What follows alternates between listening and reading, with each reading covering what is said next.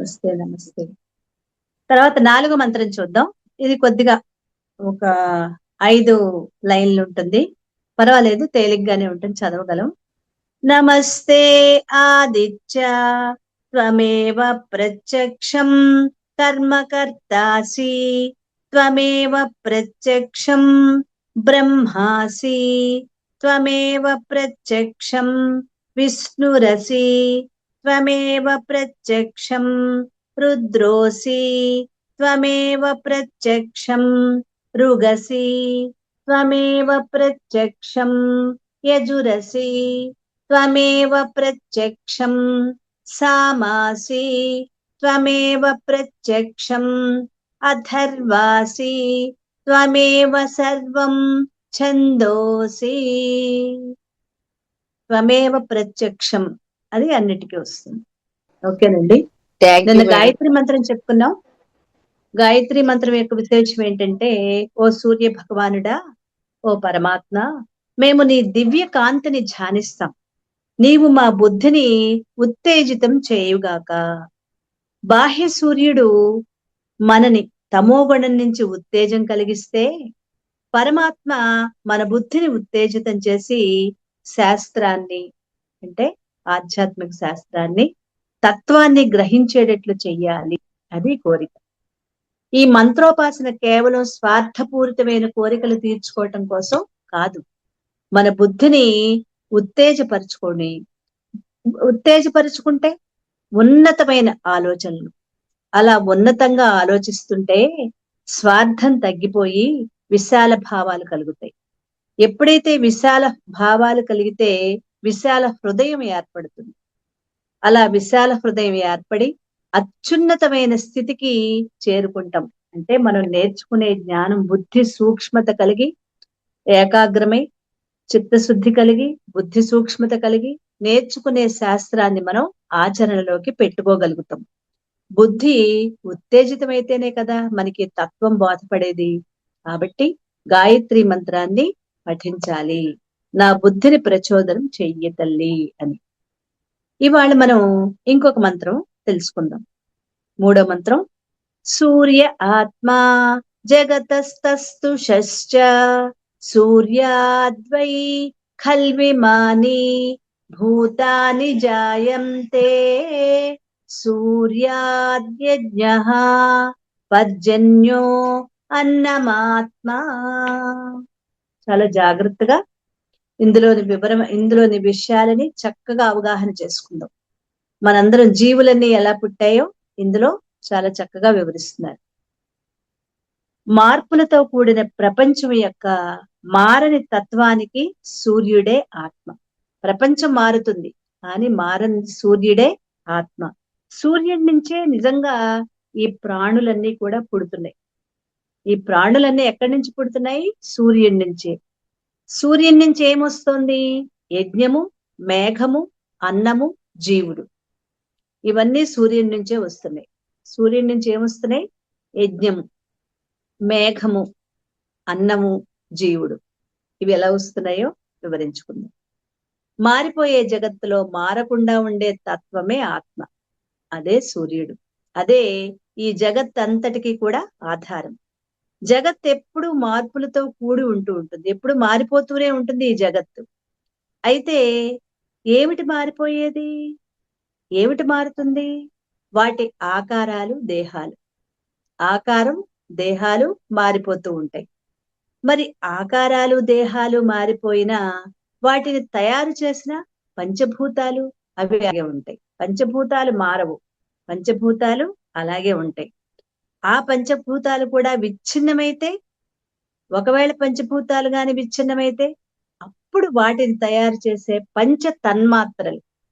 తన్మాత్రలు అంటే నిన్న మనం చెప్పుకున్నాం. పంచభూతాలకి ఆకాశం, వాయువు, అగ్ని, నీరు, భూమి. వీటి యొక్క తన్మాత్రలు ఏంటి? శబ్ద, స్పర్శ, రూప, రస, గంధాలు. ఇవి పంచ తన్మాత్రలు. అవి సూక్ష్మ తన్మాత్రలు అన్నమాట. ఇవి కూడా నశించిపోతే, ఒకవేళ అది కూడా నశిస్తే, అప్పుడు త్రిగుణాత్మకం అంటే సత్వరజస్తమో గుణాలతో, సత్వగుణం, రజోగుణం, తమో గుణాలతో, ఈ 3 గుణాలతో కూడిన మాయ ఉంటుంది. మరి మాయకు ఆధారం ఎవరు? పరమాత్మ. ఇప్పుడు వెనక నుంచి ఇప్పుడు ముందుకు వద్దాం. సర్వాధారమైన ఆ పరమాత్మ మారకుండా స్థిరంగా ఉంటుంది. ఇప్పుడు ఇక్కడి నుంచి వెనక్కి వెళ్దాం. అంటే మారకుండా స్థిరంగా ఉండేది పరమాత్మ. పరమాత్మ నుంచి 3 గుణాలతో కూడిన మాయ. ఏంటా 3 గుణాలు? సత్వగుణం, రజోగుణం, తమోగుణం. ఈ మూడు గుణాలతో కూడిన మాయ ఉంటుంది. ఈ 3 గుణాల మాయ నుంచి పంచతన్మాత్రలు, శబ్ద స్పర్శ రూపరస గంధాలు, దాని నుంచి పంచభూతాలు. ఇలా ఆ పంచభూతాల పంచీకరణంతో దేహాలు తయారయ్యాయి. ఇంకొద్దిగా చక్కగా వివరించుకుందాం. అందుకే తత్వబోధలో దీన్ని ఇంకొద్దిగా వివరణగా ఉంటుంది కాబట్టి మధ్యాహ్నం క్లాస్ కూడా తత్వబోధ వింటే, ఈ సూర్యోపనిషత్తు తత్వబోధ రెండు పక్క పక్క నుంచి వింటూ ఉంటే ఇంకొద్దిగా బాగా మనకి అవగాహనలోకి వస్తుంది. చాలా చక్కగా అవగాహన అవుతుంది. ఇదొక్కటే కాదు, భగవద్గీతలో కూడా చాలా విషయాలు మనకి తత్వబోధ విన్నాక మనకి అవగాహనలోకి వస్తుంది. ఇప్పుడు చెప్పుకునేవి ఏంటి అంటే కొద్దిగా ఇంకొద్దిగా ఎక్కువ అవగాహన చేసుకోవాల్సిన విషయాలు ఇందులో సూక్ష్మంగా చెప్పేస్తారు. అవి చెప్పినప్పుడు వాటిని మనం డీకోడ్ చేసుకుని మనం అవగాహన చేసుకోవాలి అంటే తత్వబోధన కూడా పట్టుకున్నప్పుడు మనకి ఇంకొద్దిగా అర్థమవుతుంది. ఇప్పుడు దాన్ని వివరించుకుందాం. ఈ పరమాత్మ స్థిరంగా ఉండటం అంటే ఏంటో వివరించుకుందాం. ఆకాశంలో స్థూల రూపంలో ఉన్న సూర్యుడు కూడా మారకుండా కదలకుండా స్థిరంగా ఉన్న చోటే ఉంటాడు. అదేంటండి, ఉదయం చూస్తే తూర్పునుంటాడు, సాయంత్రం చూస్తే పడమట ఉంటాడు, మరి సూర్యుడు తిరుగుతున్నాడు కదా. మనకి తెలుసు సూర్యుడు తిరిగేది భూమి మాత్రమే. సూర్యుడు తిరగడు. సూర్యుడు ఉన్న చోట స్థిరంగా ఉంటాడు. అతని చుట్టూ 9 గ్రహాలు, అనేక ఉపగ్రహాలు వాటి వాటి కక్షలలో తిరుగుతూ ఉంటాయి. 9 గ్రహాలు, వాటి ఉపగ్రహాలు వాటి వాటి కక్షలలో తిరుగుతూ ఉంటాయి. సూర్యుడు కేంద్ర బిందువుగా స్థిరంగా ఉండి కోట్ల సంవత్సరాలు, నిన్న ఇవాళనా అన్ని యుగాలు అంటే మహాప్రళయం వరకు కూడా అదే సూర్యుడు అలా తిరుగుతూనే ఉంటాడు, అలాగే ఉంటాడు. మహాప్రళయంలో అంతా లయమైపోతుంది. అప్పుడు మళ్ళీ ఆ మొదటి నుంచి కూడా మళ్ళీ అక్కడ సృష్టి ఏర్పడుతుంది. కానీ కృతయుగం, త్రేతాయుగం, ద్వాపర యుగం, కలియుగం, ఈ యుగాలలో కోట్లాది సంవత్సరాలుగా సూర్యుల్లో ఏ మార్పు ఉండదు. అలా కోట్ల సంవత్సరాల నుంచి ప్రజలకి వెలుగు, వేడి నిరంతరాయంగా ప్రసారం చేస్తూనే ఉన్నాడు.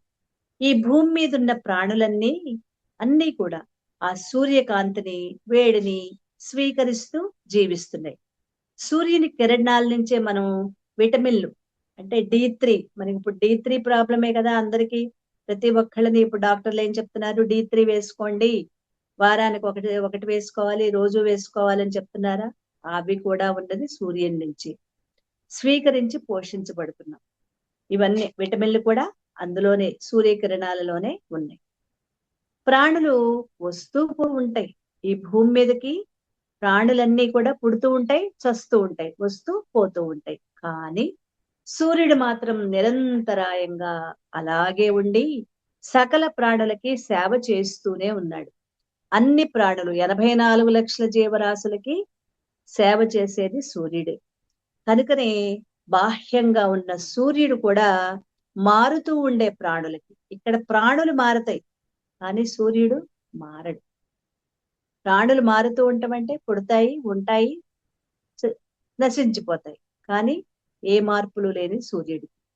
ఆ మారుతూ ఉండే ప్రాణులకి ఆధారంగా ఉన్న మార్పులు లేని తత్వమే ఈ సూర్యుడు అని చెప్పాలి. బాహ్యంగా ఉన్న సూర్యుడిని ఉపాసించడం ద్వారా క్రమంగా ఆ ఉపాసన మనం గాయత్రి మంత్ర ఉపాసనలో చెప్పుకున్నాం ఎలా ఉపాసన చేయాలి అన్నది. ఆ ఉపాసించటం ద్వారా క్రమంగా సాధకుడు తన దృష్టిని అంతర్ముఖం చేసుకుని, అంటే ఇప్పటి వరకు బయటకు చూడటమే తెలుసుకున్నాం, కానీ నా లోపలికి తిరగాలి, నేను తిరగాలి, అది అంతర్ముఖం అవ్వటం అంటే. అలా అంతర్ముఖం చేసుకుని చివరికి పరమాత్మని అందుకోగలడు అని మనం ఇంతకుముందు మంత్రంలో కూడా చెప్పుకున్నాం. ఈ ప్రపంచం మొత్తానికి ఆధారము మార్పులు లేని నిరాకార పరమాత్మ. అసలు ఈ ప్రపంచానికి ఆధారం ఎవరు? ప్రపంచం అంటే ఈ జగత్తుకి ఆధారం ఏ మార్పులు లేని నిరాకార పరమాత్మ, ఆకారమే లేని పరమాత్మ. అంటే పరమాత్మే ప్రపంచంగా కనిపిస్తోంది. ఇక్కడ ఇది మనకి కొరుకుడు పడదు. నిరాకార పరమాత్మ ఆకారం ఉన్న ప్రపంచంగా జగత్తుగా కనిపిస్తుంది. అసలు పరమాత్మకు ఆకారం లేదు. మరి నీ కంటికి కనిపించేది ఏది? ఈ జగత్తు ఇందులోని వస్తువులు, విషయాలు, ఇంకా కొండలు, గుట్టలు, చెట్లు, జీవులు అన్ని కనిపిస్తున్నాయి కదా. మరి ఆ కనిపించే జగత్తంతా ఏంటి? అది కూడా పరమాత్మ. కనిపించే జగత్తు కూడా పరమాత్మే. ప్రపంచంలోని ప్రాణులన్నీ పంచభూతాలతో తయారై. పంచభూతాలంటే ఆకాశం, వాయువు, అగ్ని, జలము, భూమి. ఈ 5టితో తయారయ్యాయి. ఇలా వ్యక్తమైన ప్రాణులు ఇక ఈ లోకంలో ఉండాల్సిన అవసరం తీరిపోయినప్పుడు, అంటే పుట్టటం, ఉండటం, పెరగటం, కృషించటం, నశించటం, మార్పులు ఉన్నాయి కదా, 6 మార్పులు. ఈ 6 మార్పులు కూడా పుట్టిన ప్రతి జీవికి ఉంటాయి. అవి ఇంకా వాటి అవసరం ఇక్కడ లేదు అనుకున్నప్పుడు అవి శరీరాన్ని వదిలి వెళ్ళిపోతాయి. అలా అవసరం తీరిపోయినప్పుడు ప్రాణులన్నీ నశించిపోయి, అన్ని ప్రాణులు నశించిపోతే స్థూల పంచభూతాలు మాత్రమే మిగులుతాయి. ఇప్పుడు ప్రళయంలో, ఇదెక్కడ? ప్రళయంలో అన్నమాట. మొత్తం భూతాలన్నీ కూడా ప్రళయంలో నశించిపోయినప్పుడు పంచభూతాలు మాత్రమే మిగులుతాయి. మరి ఈ పంచభూతాలతో కూడిన ప్రపంచం కూడా ఎప్పుడో ఒకప్పుడు అదృశ్యమైపోవాలి. ఎందుకంటే ఈ జగత్తంతా కూడా పరమాత్మే. పరమాత్మ నుంచి త్రిగుణాత్మకమైన మాయ, ఇందాక మనం చెప్పుకున్నాం కదా, దాని నుంచి తన్మాత్రలు, దాని నుంచి పంచభూతాలు వచ్చాయి కదా. మరి ఆ పంచభూతాలు కూడా పరమాత్మలో కలిసిపోవాలి. ఎలా కలుస్తాయి ఇవి? ఎప్పుడు? ప్రళయంలో. అంటే ఈ జగత్తు మొత్తం కూడా పరమాత్మలో లీనం ఎప్పుడైపోతుంది? పంచభూతాల్లో ఉన్న భూమి నీటిలో కలిసిపోతుంది. ఆ నీరు అగ్నిలోకి, అగ్ని వాయువులోకి, వాయువు ఆకాశంలోకి, ఆకాశం పరమాత్మలోకి లీనమైపోతుంది. మరి ఆ పంచభూతాలు ఎలా వచ్చాయి పరమాత్మ నుంచి? పరమాత్మ నుంచి మాయ, త్రిగుణాత్మకమైన మాయ. ఆ మాయ నుంచి పంచ తన్మాత్రలు, శబ్ద స్పర్శ రూప రసగంధాలు. వాటి నుంచి శబ్దం నుంచి ఆకాశము, స్పర్శ, శబ్ద స్పర్శ, స్పర్శ అంటే వాయువు, రూప అగ్ని, రస జలము, గంధ భూమి. ఇవి స్థూల భూతాలుగా వచ్చాయి. సూక్ష్మ భూతాలంటే శబ్ద స్పర్శ రూప రస గంధాలు. స్థూల భూతాలు అంటే కంటికి కనిపించేవి ఆకాశము, వాయువు, అగ్ని, జలము, భూమి. ఇవి వాటి నుంచి ఇలా ఏర్పడ్డాయి. మళ్ళీ ఇవి ఒకదాంట్లోకి ఒకటి. భూమి జలంలో, జలము అగ్నిలో, అగ్ని వాయువులో, వాయువు ఆకాశంలో, ఆకాశం మాయ తన్మాత్రలు. ఈ మాయలో, మాయ పరమాత్మలో లీనమైపోయినప్పుడు మొత్తం అంతా కలిసిపోతుంది. అలా విచ్ఛిన్నమైపోయినప్పుడు వాటిని తయారు చేసిన సూక్ష్మ తన్మాత్రలు, ఇందాక చెప్పుకున్నాం తన్మాత్రలు అంటే, గుర్తుపెట్టుకోవాలి. ఈ పదాలని మీరు నోట్ చేసుకున్నా సరే, సూక్ష్మ స్థూల భూతాలు అంటే ఆకాశం, వాయు, పంచభూతాలు కంటికి కనిపించేవి. కంటికి ఆకాశము, వాయువు కనిపించదు, కానీ అగ్ని, నీరు, భూమి కనిపిస్తాయి. అయినా సరే అవి స్థూల భూతాలు. వాటి గుణాలేంటవి? ఆకాశ గుణం శబ్దం, వాయు గుణం స్పర్శ, స్పర్శ వల్లే కదా మనం తెలుస్తుంది. అగ్ని యొక్క గుణం రూపం, పైకి కిందకి, అగ్ని పైకి ప్రజ్వరిల్లుతుంది, పక్కలకి కిందకి ప్రజ్వరిల్లుతుంది, కనిపిస్తుంది కదా అగ్ని. తర్వాత రూపం, రసం, రసం అంటే రుచి, అది నీరు. గంధం వాసన, ఆ వాసన గుణం ఎవరిది? భూమిది. ఇక్కడ ఇంకొక లోతుగా వెళ్ళి చెప్పుకుందాం. ఆకాశానికి ఒకే ఒక్క గుణం ఉంది, అదే శబ్దం. వాయువుకి 2 గుణాలు ఉన్నాయి, శబ్దము, స్పర్శ 2 గుణాలు ఉన్నాయి. మరి అగ్నికి 3 గుణాలు, శబ్దము, స్పర్శ, రూపము 3 గుణాలు అగ్నికి ఉన్నాయి. జలానికి 4 గుణాలు, శబ్దము, స్పర్శ, రూపము, రసము 4 గుణాలు ఉన్నాయి. భూమికి 5 గుణాలు: శబ్దము, స్పర్శ, రూపము, రసము, గంధము. ఈ 5 గుణాలు భూమికి ఉన్నాయి. గుణాలు పెరిగే కొలది కూడా అవి స్థూల భూతాలుగా కనిపిస్తాయి. గుణాలు తగ్గిపోతూ ఉన్నప్పుడు సూక్ష్మ భూతాలుగా, కంటికి కనిపించని వాటిగా ఉంటాయి. ఇప్పుడు మనం చెప్పుకున్నది అర్థమైందండి? భూమికి 5 గుణాలు. ఏంటా 5 గుణాలు? గంధ, అలాగే శబ్ద, స్పర్శ, రూప, రస, గంధ అనే 5 గుణాలు భూమికి ఉన్నాయి. మరి జలం దగ్గరకు వచ్చేప్పటికి గంధం లేదు. ఏముంది? శబ్ద, స్పర్శ, రూప, రస వరకే ఉన్నాయి. 4 ఉన్నాయి. అగ్ని దగ్గరకు వచ్చేప్పటికి 3 లక్షణాలు, 3 గుణాలే ఉన్నాయి. శబ్ద, స్పర్శ, రూప, 3 గుణాలు. మరి వాయువు దగ్గరికి వచ్చేప్పటికి ఈ 3 కనిపిస్తున్నాయి. 3 గుణాల వరకు ఉన్నవి కనిపించాయి.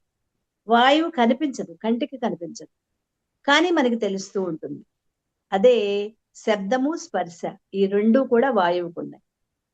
ఆకాశానికి ఒకే ఒక్క గుణం, అదే శబ్దం, శబ్ద గుణం. ఈ తన్మాత్రలు అంటారు వాటి. ఈ తన్మాత్రలు సూక్ష్మ తన్మాత్రలు, ఇవి పంచ తన్మాత్రలు మిగులుతాయి. నిజంగా ఈ తన్మాత్రల పంచీకరణం వల్ల, వీటి పంచీకరణం వల్లనే ఈ స్థూల పంచభూతాలు 5 కూడా ఏర్పడ్డాయి. ఇక ఈ పంచ తన్మాత్రలు కూడా వరుసగా భూమి, నీరు, అగ్ని, వాయువు, ఆకాశము ఒకదానిలో ఒకటి కలిసిపోయి, ఇందాక చెప్పుకున్నాం కదా, భూమి నీరులో, నీరు అగ్ని, ఈ భూమి నీరు కలిసి అగ్నిలో, భూమి నీరు అగ్ని వాయువులో, భూమి నీరు అగ్ని వాయువు ఆకాశంలో, ఇలా ఒకదానిలో ఒకటి కలిసిపోయి చివరికి ఆకాశ తన్మాత్ర త్రిగుణాత్మకమైన మాయలో కలిసిపోతుంది. మాయ నుంచి, పరమాత్మ నుంచి మాయ వచ్చింది కదా, ఆ మాయలో కలిసిపోతుంది. మాయ ఎప్పుడు పరమాత్మ అధీనంలో ఉంటుంది. పరమాత్మ పైన కాదు ఉండేది, పరమాత్మ యొక్క అధీనంలో ఉంటుంది. కాబట్టి పరమాత్మే మార్పులు లేని ఆధారంగా ఉంటుంది. అన్నిటికీ ఆధారంగా ఉన్నది ఎవరు? పరమాత్మ. మరి పరమాత్మలో మార్పులు ఉన్నాయా? పరమాత్మలో ఎటువంటి మార్పులు లేవు. అలా మార్పులు లేని పరమాత్మే ఆధారంగా ఉన్నది. మరి ఆ పరమాత్మే శాశ్వతుడు, నిత్యుడు, అనంతుడు, ఎప్పుడు ఉండేవాడు. ఒకప్పుడుండి ఒకప్పుడు లేనివాడు కాదు, ఎల్లప్పుడూ ఉండేవాడు. ఆయనచే మళ్ళీ ప్రపంచము, ప్రాణులు తిరిగి వస్తాయి. ఎలా వస్తారు? ఈ ప్రాణులు, ప్రపంచం తిరిగి ఎలా వస్తుంది? ఆయన నుంచే, అంటే పరమాత్మ నుంచి. ఎలా? సూర్యాద్వై ఖలు ఇమాని భూతాని జాయంతే. సూర్యుని నుండి నిజంగా ఈ ప్రాణులు జనిస్తున్నాయి. ఇక్కడి నుంచి మనం జాగ్రత్తగా అవగాహన చేసుకోవాలి. ఎలా అంటే, అనంతమైన పరమాత్మ నుండి ఈ భూమి మీద ప్రాణులు జనించే విధానాన్ని సూర్య ఉపనిషత్తుల్లో పంచాగ్ని విద్య అనే 5 యజ్ఞాల ద్వారా మనకి వర్ణించి తెలియజెప్పారు. ఈ 5 యజ్ఞాల ద్వారా పరమాత్మే ఈ భూమిపై ప్రాణులుగా జన్మిస్తున్నాడు. మనం ఇంతకు ముందు ఒక మాట చెప్పుకున్నాం, మనం పరమాత్మ నుంచి జారిపడి వచ్చిన స్వరూపం, పరమాత్మ స్వరూపులం అని చెప్పుకున్నాం కదా. మన అసలు స్వస్థలం ఏది? పరమాత్మ నుంచి వచ్చాం. ఈ మామిడికాయ ఏ చెట్టుది? ఈ చెట్టు మామిడికాయ. మనం పరమాత్మ నుంచి, అందరం కూడా పరమాత్మ నుంచి వచ్చిన జీవులం, ప్రాణులం. అంటే మన స్వస్థలం ఏది? మన పుట్టిల్లేది? పరమాత్మే. మరి పరమాత్మ నుంచి వచ్చామంటే మనం కూడా ఎవరు? పరమాత్మ స్వరూపులమే. ఎలా వచ్చాం పరమాత్మ నుంచి? ఇది బ్రహ్మసూత్రాలలో చాలా చక్కగా వివరించారు. బ్రహ్మసూత్రాలు కొద్దిగా అవి మనం అవగాహన చేసుకోవడం కూడా కొంత కఠినంగా ఉంటుంది, కానీ దాంట్లో ఎంతో వివరంగా చక్కగా వివరించారు. ఎలా చెప్పారు ఇందులో? ఉపనిషత్తుల్లోనూ, చాలా ఉపనిషత్తుల్లో ఈ పంచాగ్ని విద్య గురించి బ్రహ్మసూత్రాల్లోనే వివరించారు. మొదటిది తెలుసుకుందాం ఏంటో. ఆకాశమే హోమగుండం. అసలు యజ్ఞం అంటే ఒక హోమగుండం ఉంటుంది. మనం సాధారణంగా ఒక హోమగుండాలు, యజ్ఞం అంటే మనం తెలుసును, చాలా చూసాం, కొంతమంది యజ్ఞాలు చేశారు కూడా. హోమగుండాన్ని పెట్టి అందులో కొంతమంది ఋత్విక్కులు ఉంటారు. సాధారణంగా పెద్ద యజ్ఞాల్లో 14 మంది ఋత్విక్కులు ఉంటారు. ఇంకా ఎక్కువ కూడా ఉండొచ్చు. యజమాని, అలాగే సృక్కు, స్రవాలు అని చెప్పి పాత్ర, నెయ్యి వేసుకునే పాత్ర, హోమద్రవ్యాలు, వాటిని మంత్రాలతో వాటిని ఒక్కొక్కటి ఆ నెయ్యి అవన్నీ కూడా ఆ అగ్నిలో వేస్తూ ఉంటారు మంత్రపూర్వకంగా. ఇప్పుడు అటువంటిదే ఈ హోమగుండం అనేది ఆకాశం. ఇక్కడ మనం జాగ్రత్తగా అవగాహన చేసుకోవాలి. ఆకాశాన్ని హోమగుండంగా చేసి అందులోని సూర్యుడు ఆ హోమగుండంలో అగ్నిగా ఆరకుండా నిరంతరం ప్రజ్వరిస్తూ ఉంటాడు. ఆకాశం హోమగుండం అయితే అందులోని అగ్నే సూర్యుడు. మరి సముద్ర జలాలు, అందులో వేసే ఆహుతులు, భూమి మీద ఉన్న సముద్ర జలాలు సూర్యుని వేడికి, ఆ వేడికి ఏమవుతాయి ఆ జలాలు? నీరు ఆవిరై, ఆ ఆవిరి పైకి మేఘాలుగా ఏర్పడతాయి కదా. ఎండాకాలమే కాదు, ఆ సూర్యుని యొక్క వేడికి, సూర్యకిరణాల యొక్క వేడికి సముద్ర జలాలు వేడెక్కి ఆవిరై, ఆ ఆవిరి పైన ఆకాశంలో మేఘాలుగా మారుతాయి. అది చిన్నప్పుడే మనం జలచక్రం చదువుకున్నాం. 3, 4, 5 తరగతుల్లోనే మనం తెలుసుకున్నాం. నీరు వేడెక్కి ఆవిరై, ఆ ఆవిరి మేఘాలుగా మారుతుంది.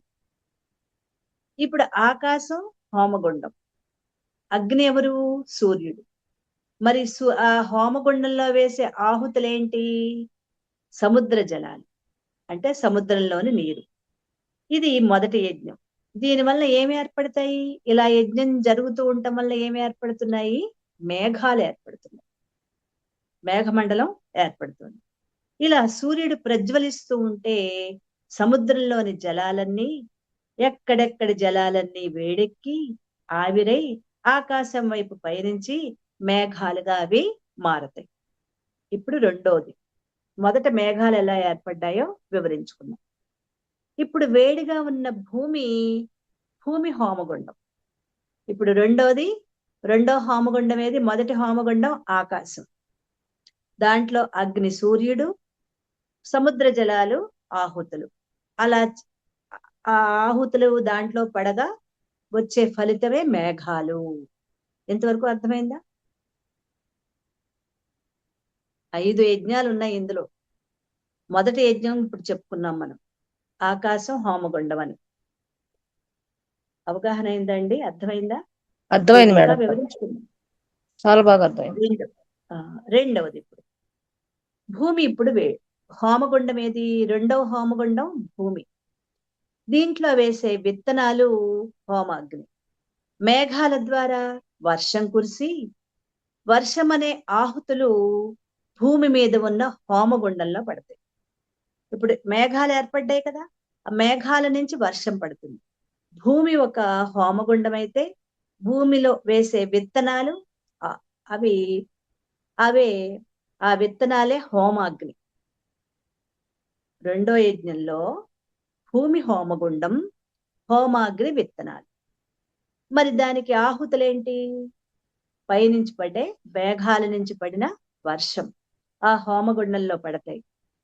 ఆ హోమగుండంలో ఈ ఆహుతులు ఎప్పుడైతే ఇస్తామో అప్పుడు దానికి ఒక ఫలితం ఉండాలి కదా. ఆ ఫలితమే పంటలు పండటం. పంటలు ఎలా పండుతాయో ఇప్పుడు మనకి అవగాహన అయింది. మొదటిది మేఘాలు ఏర్పడటం, రెండోది పంటలు పండటం. రెండో దాంట్లో భూమి హోమగుండం, విత్తనాలు హోమాగ్ని, తర్వాత వర్షం అనేది ఆహుతులు, పంట పండటం అనేది ఫలితము. ఇంతవరకు అర్థమైంది కదా. రెండు యజ్ఞాలు అయ్యాయి. ఇప్పుడు మూడో యజ్ఞంలో పురుషుడు హోమగుండం, అంటే అతని జఠరాగ్ని హోమాగ్ని. పురుషుడు హోమగుండం పురుషుడు, అతని జఠరాగ్నే హోమాగ్ని. భూమి నుంచే పండిన పంటలున్నాయి, సస్యాలు, కూరలు, పండ్లు, ఇవన్నీ కూడా ఆయనకి ఆహుతులుగా సమర్పించబడ్డాయి. ఎప్పుడైతే ఈ ఆహుతులు సమర్పించారో అప్పుడు అతనిలో తయారవుతున్న ఫలితం ఒకటి ఉంది, అదే వీర్యం. మరొకసారి చెప్పుకుందాం. మూడవ హోమగుండం ఎవరు? పురుషుడు. పురుషుడి యొక్క జఠరాగ్నే హోమగుండం, హోమాగ్ని. పురుషుడు హోమగుండం అయితే హోమాగ్ని జఠరాగ్ని. అందులో వేసిన పంటలు, ఇప్పుడు పండిన పంటలు ఉన్నాయి కదా, ఇంతకు ముందు రెండో యజ్ఞంలో పండిన పంటలు ఉన్నాయి కదా, ఆ పంటలే ఇతనికి ఆహార రూపంలో కూరలుగా, ధాన్యాలుగా, పండ్లుగా ఆహారం వేస్తారు. దాని లోపల ఆహుతులుగా వేస్తారు. వాటి యొక్క ఫలితం ఏమవుతుంది? వీర్యముగా మారుతుంది పురుషునిలో. ఇది మూడవ ఫలితం. మొదట మేఘాలు, రెండవది పంటలు, మూడవది వీర్యం. పురుషుడు తిన్న ఆహారం బాగా జీర్ణమై సారవంతమైన భాగం ఈ వీర్యంగా మారుతుంది. ఇప్పుడు 4వ యజ్ఞం. 3 యజ్ఞాలు అవగాహన అయ్యాయి. 4వ యజ్ఞం. ఇప్పుడు స్త్రీ యోని హోమగుండం, అందులో కోరిక హోమాగ్ని. పురుషుల్లో తయారైన బీజం వీర్యమే స్త్రీ యోని అనే హోమగుండంలో ఆహుతిగా సమర్పించబడుతుంది. ఇది 4వ యజ్ఞం. అప్పుడు స్త్రీ గర్భంలో పిండం రూపుదాల్చుకుంటుంది. ఇది 4వ యజ్ఞం. పిండం ఏర్పడటం అంటే గర్భస్థ శిశువు పిండంగా మారటం.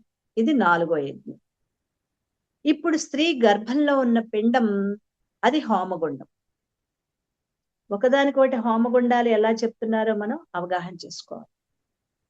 ఇప్పుడు ఈ పిండమే హోమగుండం. దానికి ఆకలి వేస్తుంది కదా, ఆ పిండానికి లోపల పెరగాలి కదా, ఆ ఆకలి హోమాగ్ని. గర్భవతి అయిన స్త్రీ తాను తీసుకునే ఆహారంలోని సారం ఈ పిండం అనే హోమగుండంలో ఆహుతిగా సమర్పించబడుతుంది. తల్లి తినే ఆహారమే ఆహుతులు.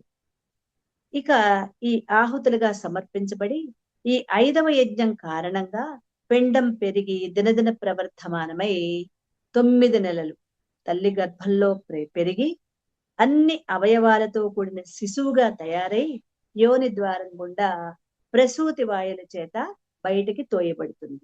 అదే శిశువు యొక్క జననం. అలా నెట్టబడి బయటకు వస్తుంది. ఇలా 5 యజ్ఞాల ద్వారా ప్రాణ రూపంలో బయటపడేది ఆత్మ చైతన్యం.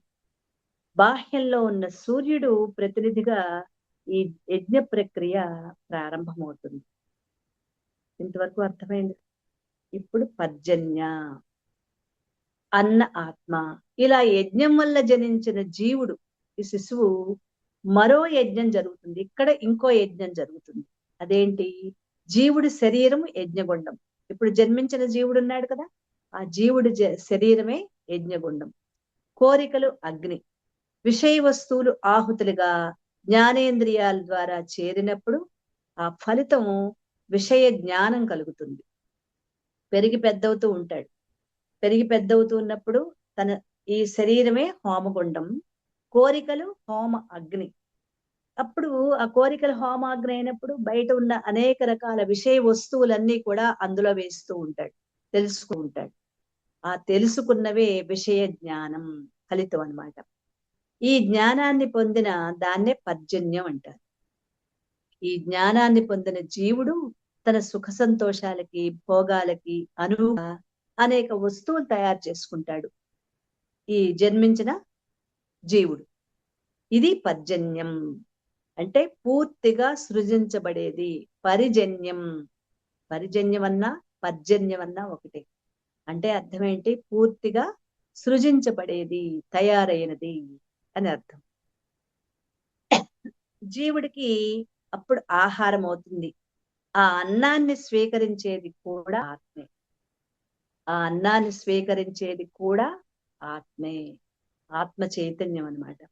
ఇలా జీవ జగత్తుల యజ్ఞం నిరంతరాయంగా కొనసాగుతూ ఉంటుంది. మరి ఇలా జరిపించేది ఎవరు? ఆత్మే. ఆత్మే సూర్యుడు. సూర్యుడే ఇక్కడ ఆత్మ. ఇలా చెప్పుకుంటే కొంత అర్థమవుతుంది, కొంత మనకి కన్ఫ్యూజింగ్ గా ఉంటుంది. ఇప్పుడు దీన్ని మరికొద్దిగా వివరించు. అంటే ఈ పంచాగ్ని విద్య ద్వారా భూమి మీదకి జీవుడు ఎలా వస్తున్నాడో దాన్ని కొద్దిగా విపులంగా వివరించుకుందాం. ఇప్పుడు మేఘమండలం, జీవుడు శరీరం వదిలిపెట్టిన జీవుడు అంటే ఇప్పుడు జీవించాడు, ప్రారబ్ధ కర్మలు ఉన్నంత వరకు తాను జీవించాడు. ప్రారబ్ధ కర్మలన్నీ పూర్తయిపోయాయి. పూర్తయిపోతే ఏం చేస్తాడు? శరీరాన్ని వదిలి వెళ్ళిపోతాడు. వదిలి వెళ్ళిపోయే జీవుడు శరీరం వదిలివేసినప్పుడు తనతో పాటుగా తను ఈ జన్మలో చేసిన పుణ్యకర్మలు, పాపకర్మలు, తను తెలుసుకున్న జ్ఞానం, మనస్సు, బుద్ధి వీటన్నిటినీ మూట కట్టుకుని జీవుడు బయలుదేరుతాడు. ఎక్కడికి వెళ్తాడు? అవ్యక్తంలోకి వెళ్తాడు. అవ్యక్తంలోకి వెళ్ళి ఏం చేస్తాడు అంటే, తాను అవ్యక్తంలోకి వెళ్ళటానికి ముందు ఇక్కడ తాను, ఇది జాగ్రత్తగా గమనించండి, ఇక్కడ భూమి మీద తాను ఏ ఏ కర్మలు చేశాడో వాటిని ఒక్కసారి రివీల్ చేసుకుంటాడు. అప్పుడు తను అంటే తన జన్మ మొత్తాన్ని కూడా అక్కడ ఒక స్క్రీన్ మీద తనంతట తాను, స్క్రీన్ ఏ ఉండదు, మన ఇంట్లో టీవీలు ఉన్నాయి, కానీ ఇదంతా కూడా ఎనర్జీస్ కాబట్టి తను ఇంతవరకు జన్మించిన జన్మ తాలూకా తను చేసిన మంచి పనులు, చెడ్డ పనులు, చెడు మంచి అని మనం ఇప్పుడు విభజించం, కానీ తను పుట్టిన క్షణం నాదిగా మొదటి శ్వాస నుంచి ఆఖరి శ్వాస వరకు ఏమేం పనులు చేశాడో అవన్నిటినీ కూడా తను అక్కడ మొత్తం అంతటినీ కూడా ఒక్కసారి చూసుకుంటాడు. ఇక్కడ ఈ చెడ్డ పని చేశాను, ఇది చెడ్డది, ఈ పని చేశాను, ఇది మంచిది, అక్కడ నిర్ణయించుకుంటాడు. పశ్చాత్తాపం, చెడ్డు చేసినప్పుడు పశ్చాత్తాపం, ఆ పశ్చాత్తాపమే నరకం, అనుభవిస్తాడు దాన్ని. మంచి పని చేసినప్పుడు సంతోషం, అదే స్వర్గం. ఈ రెండిటిని అక్కడ తనే అనుభవిస్తాడు జీవుడు. ఇక్కడ మళ్ళీ ఎవరో స్క్రీన్ మీద చూపించటం, ఎవరో తీసుకువెళ్ళటం అవి కాదు. ఇక్కడ తనంతట తానే అన్ని వాటిని చూసుకుని అన్నిటినీ తాను అక్కడ అనుభవించి, ఆ అనుభవం పూర్తయిపోయిన తర్వాత కొంతకాలం పాటు అవ్యక్తంలో ఉండిపోతుంది. అవ్యక్తంలో అంటే ఇంకా జన్మ అప్పుడే కాదు, జన్మకి ఇంకా సమయం పడుతుంది. అంటే మళ్ళీ జన్మించేంత వరకు ఆ జీవుడు కొంతకాలం నిద్రాణ స్థితిలో. దీనికి ఇంకొక ఉదాహరణ చెప్పుకోవాలంటే, సీతాకోవచులకు గుడ్లు పెడుతుంది ఆకుల వెనకాల. అవి సూర్యరశ్మికి కొద్దిగా పెరిగి పెద్దవై పగిలి దాంట్లోంచి చిన్న లార్వాలు లాంటివి, చిన్న పురుగుల్లో వస్తాయి. ఆ వచ్చిన పురుగులు ఏం చేస్తాయి? గొంగళీలు సన్నగా దారపోచల్లా ఉంటాయి. అవి ఆకుల్ని బాగా తింటాయి. తిని తిని తిని చిన్న సన్నటి రేఖలా ఉన్న, గీతలా ఉన్న పురుగు వచ్చినప్పుడు ఆకులు ఎప్పుడైతే బాగా తింటాయో ఎంత వేలడంత గొంగళి పురుగులా తయారవుతాయి. ఇంకా అవి తిన్న తర్వాత ఏం చేస్తాయి? వాటి బాగా లావుగా అయిన తర్వాత ఇంకా తినవు, కొంతకాలమే తింటాయి. అవి ఇంట్లో మూల మూల పైన ఎక్కడో మూలకి వెళ్ళి తన చుట్టూ ఒక గూడు ఏర్పాటు చేసుకుంటాయి.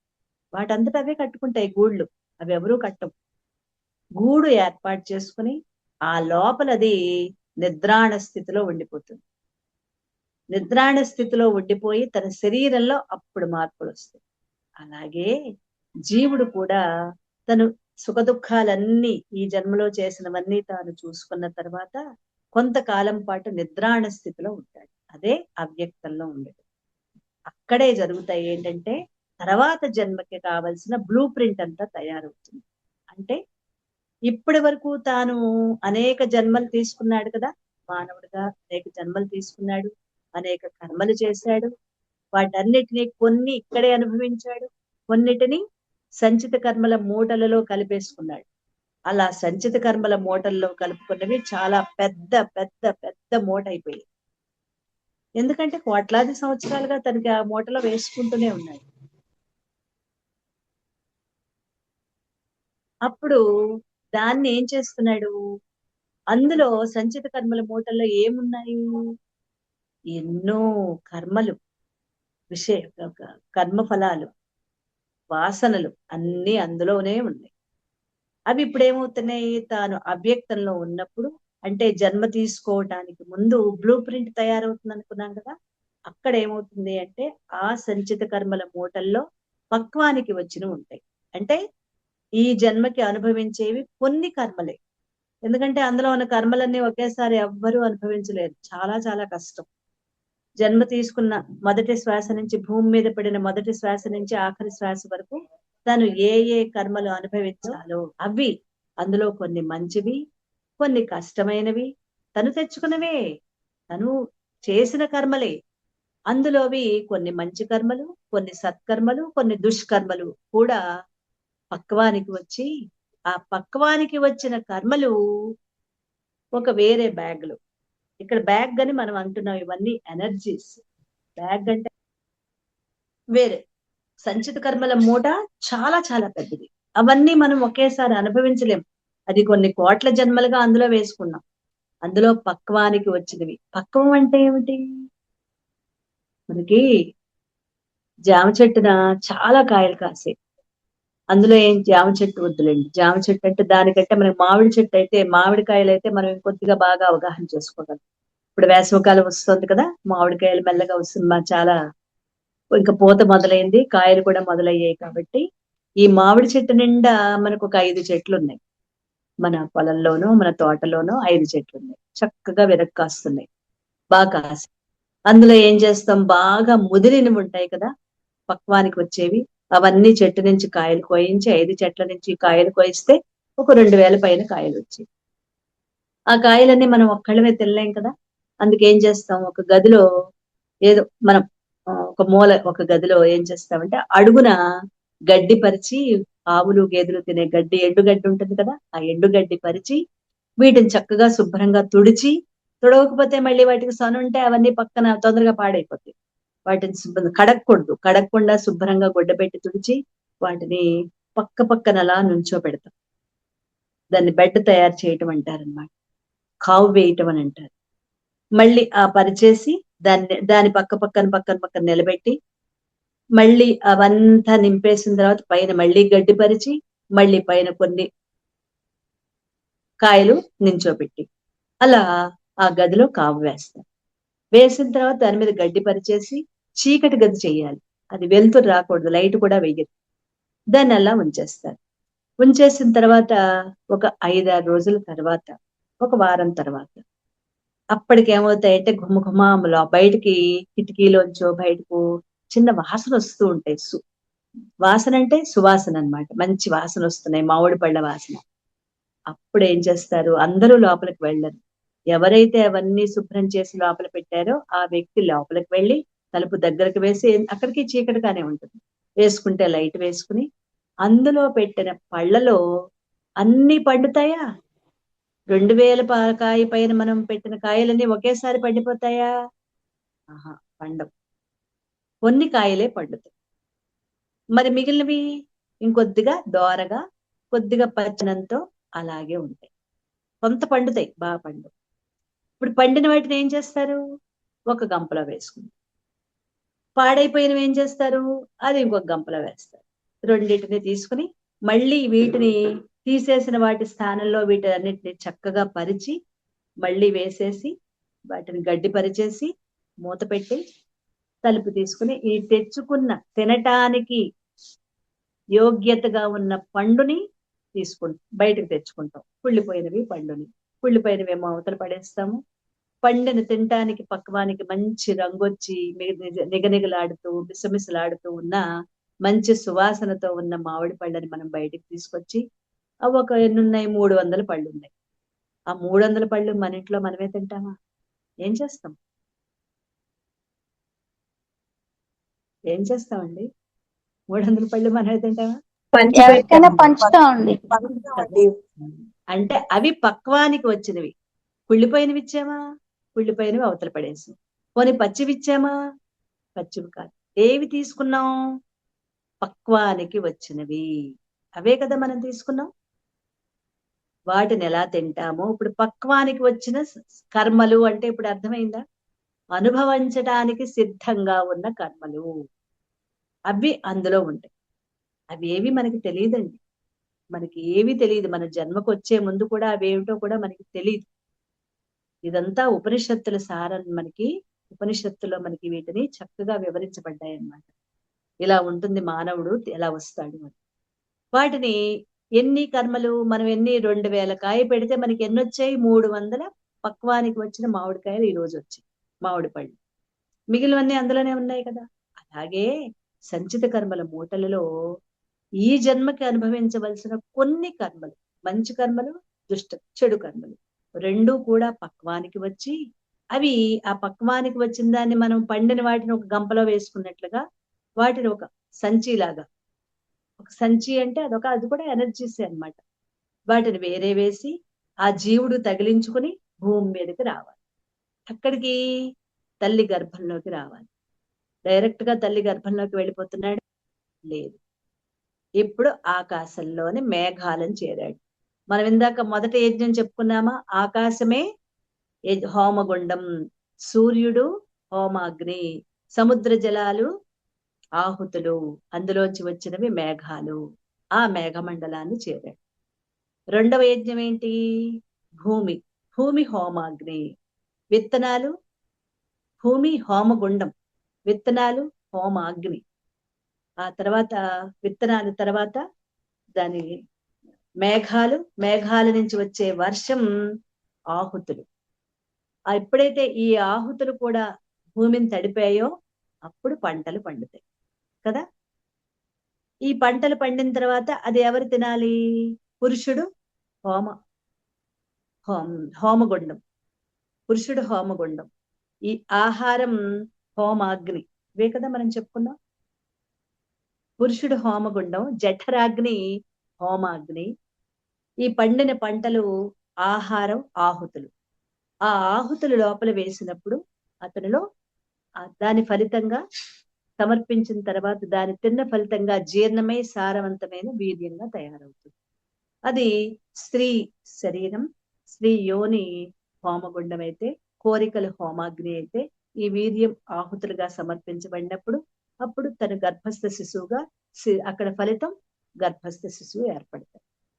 ఇప్పుడు ఆ గర్భస్థ శిశువు హోమగుండం అయితే అతనికి ఆకలి అనేది హోమాగ్ని అయితే, తల్లి తిన్న ఆహారం ఆహుతులైతే పెరిగి పెద్దయి బయటికి ప్రసూతి వాయు ద్వారా బయటికి వస్తాయి.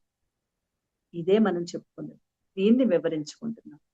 ఇప్పుడు ఆ జీవుడు ఏం చేస్తున్నాడు? మేఘమండలాన్ని ఆశ్రయించాడు. మొట్టమొదటి యజ్ఞం ఉంది కదా, ఆకాశం హోమగుండం అని, ఆ యజ్ఞాన్ని అక్కడ మేఘాలని ఆశ్రయించుకున్నాడు జీవుడు. ఇప్పుడు తను ఏం తెచ్చుకుంటున్నాడు? తనతో పాటు ప్రారబ్ధ కర్మల మూట తెచ్చుకుంటున్నాడు. ప్రారబ్ధ కర్మలు ఎక్కడి నుంచి వచ్చాయి? సంచిత కర్మల మూటల్లోంచి పక్వానికి వచ్చింది. ఈ సంచిత కర్మల మూటలు ఎక్కడి నుంచి తయారయ్యాయి? గత జన్మలలో, అనేక జన్మల్లో తాను చేసిన కర్మలు, మంచి కర్మలు, చెడు కర్మలు అన్ని కలిపి సంచిత కర్మల పెద్ద కొన్ని కోట్ల జన్మలుగా కూడబెట్టుకోవటం అంటేనే సంచితం. సంచితం అన్నా కూడబెట్టుకున్న అన్న ఒకటి. అందులోని కర్మలు. ఇప్పుడు అన్ని కర్మలు అనుభవించలేడు కాబట్టి పక్వానికి వచ్చిన కర్మలు, వాటిని ప్రారబ్ధ కర్మలుగా తను భూమి మీదకి వచ్చేటప్పుడు అది తెచ్చుకుంటాడు జీవుడు. తెచ్చుకునేటప్పుడు తెచ్చుకుంటూ దేన్ని ఆశ్రయించాలి? మేఘమండలాన్ని ఆశ్రయిస్తాడు. మేఘమండలం నుంచి ఎక్కడికి వచ్చాడు? రెండో యజ్ఞం. మొదటి మేఘం అయింది కదా, రెండో యజ్ఞంలో ఏంటండి? వర్షం ఉందా? మేఘాల నుంచి మనకేమొస్తాయండి భూమి మీదకి? వర్షం. వర్షపు చినుకుని ఆశ్రయించుకున్నాడు. ఇప్పుడు వచ్చే జీవుడు దేన్ని ముందు ఆశ్రయించుకున్నాడు? మొట్టమొదటి మేఘమండలాన్ని, ఆకాశంలో మేఘమండలాన్ని, మేఘంలోని వర్షపు చినుకుని ఆశ్రయించుకుని భూమి మీదకి వచ్చాడు. భూమి మీద వేటిని ఆశ్రయించుకున్నాడు? ఈ పండబోయే పంటల్లో విత్తనాలు ఉన్నాయి కదా, ఏంటవి? సస్యాలు, కాయగూరలు, కాయలు, పండ్లు, ధాన్యము. మనం తినే ఆహారం ఉందా? భూమి నుంచి వచ్చే ఆహారం ఉంది కదా, ధాన్యము అంటే వరి, గోధుమ, కందులు, అపరాలు, కందులు, పెసలు, మినువులు, అలాగే కాయగూరలు, పండ్లు. వాటిలో ఏదో ఒక దాన్ని ఆశ్రయించుకున్నాడు ఈ జీవుడు. దాని జన్మ తీసుకోబోయే కుటుంబంలోకి రావాలన్నమాట. ఇప్పుడు అంతవరకు వచ్చాడు. ఆ తర్వాత అక్కడ నుంచి పాటలు మొదలవుతాయి. ఇక్కడ సినిమా అంతా ఇక్కడే ఉంటుంది, జీవుడి సినిమా అంతా. ఇప్పుడు ఎక్కడికి వెళ్ళాలి? తన తండ్రి తినే ఆహారంలోకి వెళ్ళాలి. అలా వెళ్ళిపోతాడా వెంటనే? ఇక్కడేమవుతుంది? పంట పండింది, ఒక ధాన్యపు గింజలో ఉన్నాడు. ఇప్పుడు ఆ పంట అంతా కోసి బస్తాలకు ఎత్తారు. ఇంతకుముందు కూడా ఈ విషయాలు చెప్పుకున్నాం మనం, దాన్ని మళ్ళీ గుర్తు చేసుకుందాం. బస్తాలకు ఎత్తి తీసుకువెళ్తున్నప్పుడు ఆ బస్తాకి ఒక చిన్న రంధ్రం ఉంది, కన్నం. ఇప్పుడు కొన్ని గింజలు ఏమవుతున్నాయి, నేల మీద రాలి పడిపోతాయి కదా. వస్తా కన్నం ఉంటే ఏమవుతుందండి, దాని నుంచి చిన్న చిన్నగా సన్నగా రాలి పడిపోతాయి కదా గింజలు. అందులో ఈ జీవుడి గింజ కూడా. ఇప్పుడు ఎక్కడ పడిపోయాడు, ధాన్యానికి వెళ్ళాడా, ఆహారంలోకి వెళ్ళాడా, ఇక్కడ ఎక్కడ లేదు. పడిపోయాడు, నేల మీద. ఇప్పుడంటే మధ్యలోనే తండ్రి ఆహారంలోకి చేరుకున్నాడా, చేరుకోలేదు. అందుకని మళ్ళీ ఏం చేస్తాడు, తను మళ్ళీ మేఘమండలానికి మళ్ళీ ఆశ్రయిస్తాడు. ఎలా వెళ్తాడండి, పైనుంచి అంటే వర్షం మీద నుంచి వచ్చాడు గాని వెళ్ళేటప్పుడు ఎలా వెళ్తాడు, వెళ్ళటం ఎలాగో వాళ్ళకి తెలుసు, జీవుడికి తెలుసు. జీవుడికి ఏ వర్షము అవసరం లేదు. మళ్ళీ మేఘమండలాన్ని ఆశ్రయిస్తాడు, మళ్ళీ వర్షపు చినుకును ఆశ్రయిస్తాడు, మళ్ళీ ధాన్యాన్నో కాయగూరలను పండ్లను దేన్నో దాన్ని ఆశ్రయిస్తాడు. అవి పండిన తర్వాత తిరిగి రెండో ప్రయత్నం అయిపోయింది.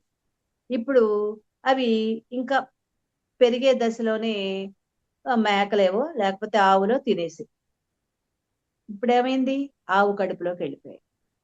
ఆవు కడుపులో కాదు కదా తను పుట్టాల్సింది, ఎక్కడ పుట్టాలి, తన తండ్రి వేరే ఉన్నాడు, అక్కడికి వెళ్ళాలి.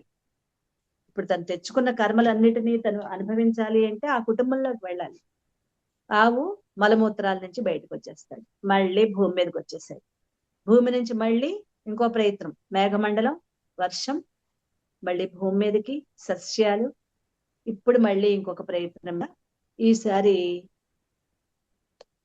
ఆ పండిన పంట అలా తీసుకువెళ్తూ ఉన్నప్పుడు అక్కడ కాలువలో పడిపోయింది, కుళ్ళు కాలువలో పెడితే తండ్రి ఆహారంలోకి వెళ్ళాడు కదా. ఇప్పుడు మళ్ళీ ఏం చేశాడు, ఎక్కడికి వెళ్ళిపోతాడు మళ్ళీ, మేఘాన్ని ఆశ్రయించాడు. అంటే మనం చెప్పుకోవటం 3, 4, 5 చెప్పుకోగలం, ఇలా కొన్ని వేల సార్లు. ఒక జీవుడు భూమి మీదకి రావాలంటే ఎన్ని వేల ప్రయత్నాలు చేయాలో తెలుసా, ఒకటో రెండో చెప్పుకుంటాం. ఈసారి ఒకళ్ళ ఆహారంలోకి వెళ్ళాడు, ఆ ఆ కుటుంబంలోకి వెళ్ళాడు, కానీ ఆ జీవుడు ఉన్న ఆహారపు గింజని ఆ ఇంట్లో పెద్ద ఆయన, ఒక 80 సంవత్సరాల పెద్ద ఆయన తన ఆహారంగా తీసుకున్నాడు. తన తండ్రి దగ్గరికి వెళ్ళాడా, వెళ్ళడా, మలమూత్రాల నుంచి మళ్ళీ బయటికి వెళ్ళిపోతాడు. అంతవరకు వెళ్ళి కూడా వెళ్ళలేకపోయాడు. అందుకని మళ్ళీ మేఘమండలం, వర్షము. కేవలం పంటలు ఒక్క రోజులో పండుతాయా, ఇప్పుడు మనం చెప్పుకున్నంత తేలిక ఎన్ని సంవత్సరాలు పడుతుందండి. ఒక జీవుడు తన ప్రయత్నాలు ఇలా కొనసాగించడానికి, తను తల్లి గర్భంలో ప్రవేశించడానికి తన ప్రయత్నం ఎన్ని సంవత్సరాలు పడుతుందో ఒకసారి ఆలోచించండి.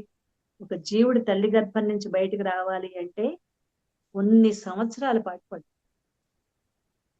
ఎన్నాళ్ళు పడుతుందో మనం కూడా చెప్పలేం, వెంటనే పుట్టరు, కష్టం. ఇంకప్పుడు జీవుడు ఆక్రోశిస్తాడు, పరమాత్మ నేను ఎంత ప్రయత్నం చేస్తున్నా నా తండ్రి దగ్గరికి నేను చేరుకోలేకపోతున్నాను, నా తల్లిదండ్రుల్ని నువ్వే దిక్కు, నన్ను నా తల్లిదండ్రుల దగ్గరికి చేర్చు అని ఆక్రోశిస్తాడు. ఎవరండి ఆక్రోశించేది, ఎవరో కదా, ఎవరో మనమేనండి. ఆ జీవుడు ఎవరో కాదు, మీరు నేనే, మనందరమును. మన చరిత్ర ఇది, మన కథే, ఎవరి కథ కాదు ఇది. ఇలా ఆక్రోశిస్తే అప్పుడు ఆయన ఘటన పట్టేసి, తల్లి బిడ్డ బొమ్మ అందక దానికోసం పాకటం చేత కాదు, కూర్చోలేడు, ఇంకా చంటి బిడ్డ, ఆ బొమ్మ కావాలి, అందట్లేదు. ఓ బొమ్మ కోసం కాళ్ళు చేతులు కొట్టుకుని ఏడిస్తే అమ్మ ఏం చేస్తుంది, దగ్గరగా తోస్తుంది కదా, అప్పుడు అది పట్టుకుని ఆడుకుంటాడు. అలాగే పరమాత్మ కూడా ఈ జీవుణ్ణి ఆ తండ్రి ఉన్న ఆహారంలోకి ఒక తోపు అలా తోస్తాడు. అంటే అక్కడ పరమాత్మ సహాయం ఉంటేనే ఆ కుటుంబంలోకి చేరగలుగుతాం. తండ్రి ఆహారము, తర్వాత తల్లి గర్భంలోకి, ఇదంతా ఈ కథ అంతా జరుగుతుంది. అప్పుడు 9 నెలలు గర్భస్థ శిశువుగా ఎన్ని అవస్థలు పడతాడో మనం గర్భోపనిషత్తులో చెప్పుకున్నాం కదా, గుర్తుందా అందరికీ, గర్భోపనిషత్తు చెప్పుకున్నాం మనం. అప్పుడు భూమి మీదకి జీవుడు తాను శరీరం తీసుకుని ఈ భూమి మీద మొదటి శ్వాస వస్తాడు. బయటకు వచ్చేంత వరకు అనుకుంటాడు ఒక గురువుని ఆశ్రయించాలి, ఎలాగైనా నేను ఇంకా ఈ జన్మ ఆఖరి జన్మ చేసుకోవాలి అనుకుంటాడు. ఎప్పుడైతే మాయ కమ్మేస్తుందో, ఎప్పుడైతే ఈ నీరు చల్లుతారో, కలినీళ్లు చల్లుతారో ఆ బిడ్డ మీద, మాయ కమ్మేస్తుంది. మళ్ళీ పసిబిడ్డలా వీళ్ళు లాలిస్తూ ఉంటారు. అక్కడి నుంచి బాల్యము, ఇంకా అంతే, ఆ దశలన్నీ ఏర్పడుతూ ఉంటాయి. అన్నీ మర్చిపోతాయి. ఈ కథ ఎవరిదో కాదు, ఇది జీవుల కథ, ఇది మన కథ. మనం ఎంత కష్టపడి ఈ దేహాన్ని తెచ్చుకున్నాం, ఎన్ని వేలలో ప్రయత్నం చేయగా చేయగా చేయగా ఈ దేహం మనకు వచ్చింది. వచ్చిన ఈ దేహాన్ని మనం ఉపయోగించుకున్నామా? ఇప్పుడు ఉపయోగించుకున్నామా? ఇప్పుడు మనల్ని మనం తెలుసుకోవటం మొదలు పెట్టామా? సాధనలు చేయటం మొదలు పెట్టామా? ఇంకా కొన్ని వేళ్ల మీద వచ్చే దేహాలు మాత్రమే తీసుకుంటాం. ఇలా వేస్ట్ చేసుకున్నామా? మళ్ళీ కోటాను కోట్ల జన్మలు ఇదే పద్ధతిలో కొనసాగిస్తూనే ఉంటాం. ఇది మన చరిత్ర, మన కథ. ఈ కథని మనం జాగ్రత్తగా అవగాహన చేసుకోండి. ఇప్పుడు ప్రాణులు ఎలా జన్మించాయో తెలిసాయి కదా మనకి. ఈ విధంగా ప్రాణులు ఏర్పడ్డాయి.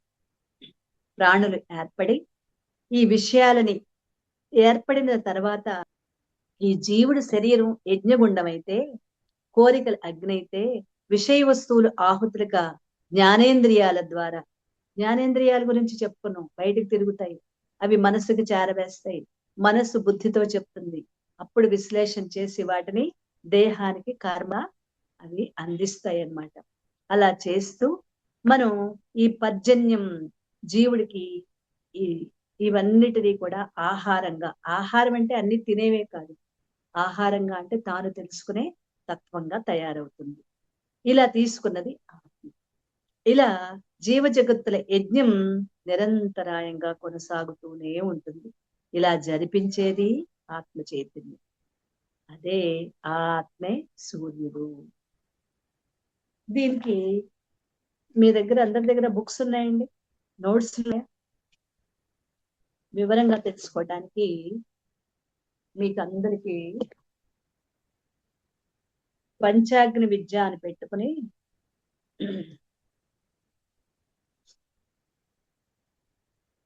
ఒక టేబుల్ లాంటిది వేసుకోవాలి. టేబుల్ అంటే కుర్చీ బల్ల కాదు, టేబుల్ అంటే హెడ్డింగ్స్ పెట్టుకోవాలి.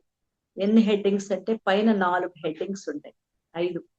ఒకటి సీరియల్ నెంబరు, దాని తర్వాత హోమగుండం, దాని పక్కన హోమాగ్ని, చెప్తారు వినండి, తర్వాత ఏం చెప్తారు. 3వది ఆహుతులు, 4వది ఫలితం. మొత్తం ఇందులో 6 రకాలు ఉంటాయి. పైనుంచి కిందకి రాసుకుంటాం అన్నమాట ఒక్కొక్క దాని గురించి. మరొకసారి చెప్తాను. 1 క్రమ సంఖ్య, దాని పక్కన హోమగుండం, దాని పక్కన హోమాగ్ని, దాని పక్కన ఆహుతులు, దాని పక్కన ఫలితం. ఇంతవరకు రాసుకున్నారు కదా. 1 ఈ క్రమ సంఖ్య దగ్గర 1 వేసుకోండి. హోమగుండం దగ్గర మొదటి దానికి మనం రాస్తున్నాం అనమాట. ఫస్ట్ది మనం ఆకాశం. మొదట హోమగుండం ఆకాశం. హోమగుండం ఆకాశం అయినప్పుడు అందులో ఉన్న హోమాగ్ని దగ్గర సూర్యుడు అని రాసుకోండి.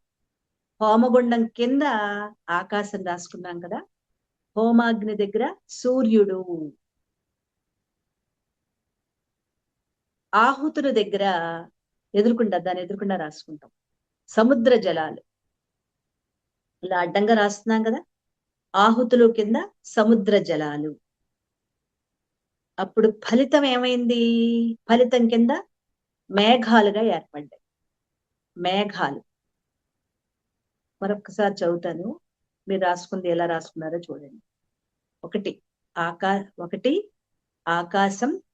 ఆకాశానికి హోమగుండం ఆకాశం అయితే, హోమాగ్ని సూర్యుడైతే, ఆహుతులు సముద్ర జలాలైతే, ఫలితం మేఘాలు. అడ్డంగా గీత కొట్టేసుకోండి. కింద 2 వేసుకోండి క్రమ సంఖ్య కింద. 2వది హోమగుండం. ఇప్పుడు భూమి. హోమగుండం ఏది? భూమి. అక్కడ హోమాగ్ని దగ్గర విత్తనాలు, అంటే సూర్యుడి కింద వస్తుంది అనమాట విత్తనాలు. హోమాగ్ని విత్తనాలు. ఆహుతులు వర్షం. 2వ దాని ఆహుతులు వర్షం. అక్కడ ఫలితము పంటలు. మరొకసారి చెప్పుకుందామా? రెండవది భూమి, భూమికి హోమాగ్ని విత్తనాలు, ఆహుతులు వర్షం, ఫలితం పంటలు. ఇది చూడగానే మనకి ఇది పంచాగ్ని విద్య మనం ఎలా పుట్టామో గుర్తు రావాలన్నమాట. ఓకే అండి. మూడవది పురుషుడు. మూడవ హోమగుండం 3 అని వేసుకున్నామా? హోమగుండం దగ్గర భూమి కింద అన్నమాట పురుషుడు. అతని హోమాగ్ని జఠరాగ్ని. హోమాగ్ని జఠరాగ్ని. ఆహుతుల దగ్గర ఆహారం. ఆహారము అవే పంటలు పండాయి కదా ఇందాక ఫలితం ఏముందో ఇక్కడ ఆహుతుల్లోకి వస్తుంది అనమాట. అదే ఆహారం. పంటలు ఆహారం 2 రాసుకోండి, అప్పుడు మనకు అర్థమవుతుంది. ఆహుతులేంటి? ఆహారమే పంటలు. ఆహారం పంటలు. ఫలితం వీర్యం. ఫలితం ఏంటి? వీర్యం. మరొకసారి చెప్తాను. 3. పురుషుడు, హోమగుండం, హోమాగ్ని జఠరాగ్ని, ఆహుతులు, ఆహారం పంటలు. ఆహారమే పంటలు. ఫలితం వీర్యం. ఇక 4వది స్త్రీ యోని.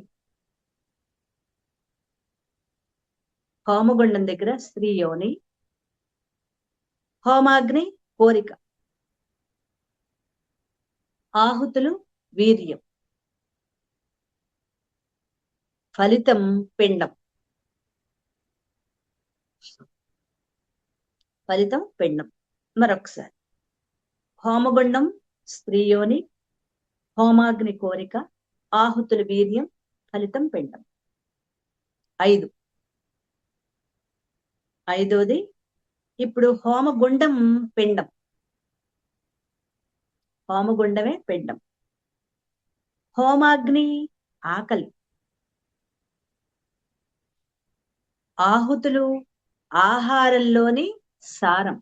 ఎందుకంటే తల్లి తిన్న ఆహారం ఉందా, అది బిడ్డకి లోపలికి, గర్భస్థ శిశువు లోపలికి వెళ్తుంది కాబట్టి దాని సారం. ఆహారంలోని సారం. ఫలితంగా జీవుడు ఏర్పడుతున్నాడు. జీవుడు అంటే శిశువు, పుట్టిన శిశువు అన్నమాట. జీవుడు. 5వది మళ్ళీ ఒకసారి చెప్తున్నాను చూడండి. పిండం హోమగుండం, హోమాగ్ని ఆకలి, ఆహుతులు ఆహారంలోని సారం, ఫలితం జీవుడు. ఇప్పుడు 6వది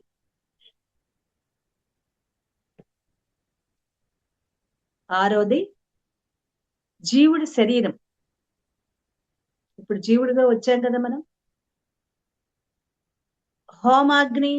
హోమగుండం జీవుడి శరీరం, హోమాగ్ని కోరికలు, ఆహుతులు విషయ వస్తువులు, చూసినవన్నీ అన్నమాట. చూసినవి వినవి అన్ని, అవన్నీ విషయ వస్తువులు. అక్కడ విషయ వస్తువులను రాసుకోండి సరిపోతుంది. ఫలితం విషయ జ్ఞానం. ఫలితం విషయ జ్ఞానం. మరొకసారి 6వది జీవుడి శరీరం హోమగుండం, హోమాగ్ని కోరికలు, ఆహుతులు విషయ వస్తువులు, ఫలితం విషయ జ్ఞానం. ఓకే అండి, రాసుకున్నారా ఇంతవరకు? ఇది చూసిన తర్వాత ఇదంతా కూడా పంచాగ్ని విద్య. ఓకే అండి, ఇది పంచాగ్ని విద్య. ఇప్పుడు చెప్పిన దాన్ని బాగా గుర్తుపెట్టుకోండి. మనం ఎలా జన్మించామో, జీవులు ఎలా భూమి మీదకి వచ్చాయో మనం దీన్ని చక్కగా అవగాహన చేసుకుందాం. ఇలా ఈ టేబుల్ రూపంలో వేసుకుంటే దీన్ని చూడగానే మనకి చెప్పిన విషయం గుర్తు రావాలి. ఎందుకంటే మన దగ్గర మంత్రం మాత్రమే ఉంది, వివరణ లేదు కదా. ఇప్పుడు ఇది చూసాము, చూసిన తర్వాత ఇది చదువుతూ ఉన్నప్పుడు మనకి అప్పుడు గుర్తొస్తుంది. అవును కదా, ఆ రోజు అలా చెప్పారు, దాన్ని మనం గుర్తు చేసుకోవాలి అంటే దీన్ని చూస్తూ ఉంటేనే గుర్తొస్తుంది. ఏదో రాసేసాం కదా అని పక్కన పెట్టేస్తే మళ్ళీ మళ్ళీ చూసినా గుర్తురాదు. ఓకే. రేపు ఇంకొక మంత్రంతో ఇది బాగా ఒకసారి అవగాహన చేసుకోండి, గుర్తు చేసుకోండి. రేపు మరొక మంత్రంతో ఇంకా మనం వివరించుకుందాం. రేపు మనం తెలుసుకునేది సూర్యోపాసన. సూర్యుని ఎలా ఉపాసించాలో మనం రేపు దాన్ని తెలుసుకుందాం. ఓకే, ఈ ఉపనిషత్తుల సారమైన మనమెవరో మనం తెలుసుకోవటం, నేను ఆత్మ చైతన్యాన్ని, ఇవన్నీ ఎందుకు తెలుసుకోవటము అంటే నేను ఆ పరమాత్మని తెలుసుకోవటం కోసం ఇంత కథలన్నీ తెలుసుకోవాలి, పూర్వాపరాలు. Okay, thank you friends.